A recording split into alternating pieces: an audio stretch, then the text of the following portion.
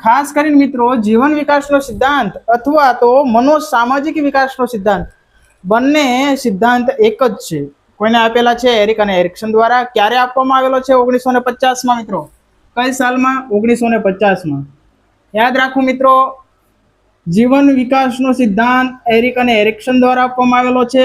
મનોસામાજિક વિકાસનો સિદ્ધાંત પણ એરિક અને એરિક્સન દ્વારા જ આપવામાં આવેલો છે. બંને સિદ્ધાંતો એક જ છે.